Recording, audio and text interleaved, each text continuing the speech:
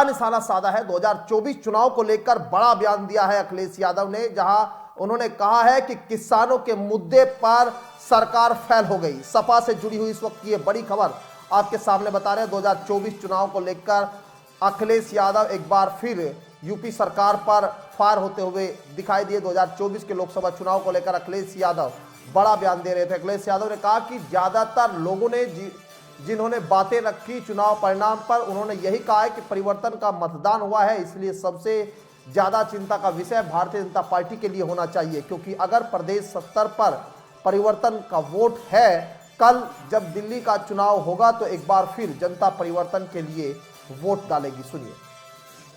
ये अलग परिस्थितियां हैं।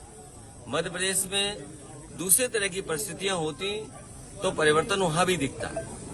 ज्यादातर जो लोग हैं जिन्होंने बातें रखी हैं चुनाव के परिणामों पर, उन्होंने यही कहा कि ये परिवर्तन का मतदान हुआ है, परिवर्तन का वोट है, तो इसलिए सबसे ज्यादा चिंता का विषय भारतीय जनता पार्टी के लिए होना चाहिए, क्योंकि अगर प्रदेश स्तर पर ये परिवर्तन का वोट है तो कल जब दिल्ली का चुनाव होगा तो एक बार फिर जनता परिवर्तन के लिए वोट डालेगी।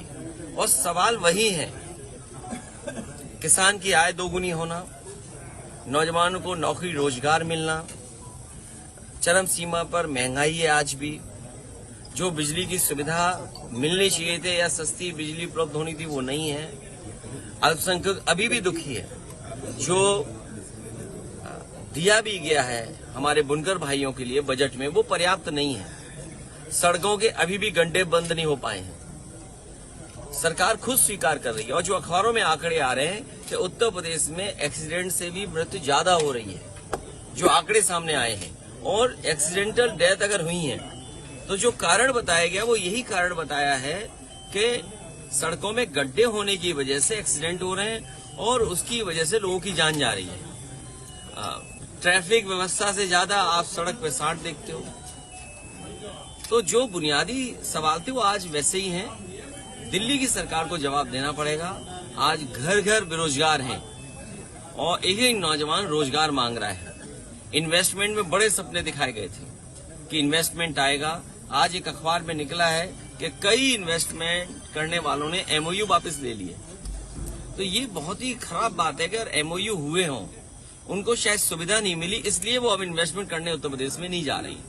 ये बड़ी बात है कि आप इन्वेस्टमेंट के बहाने इतने बड़े बड़े आयोजन कर रहे हैं। अब मान लीजिए उत्तराखंड आयोजन कर रहा है इन्वेस्टमेंट मीट का, तो आपके यहाँ क्या होगा जिन्होंने एमओयू किया है? और फिर सरकार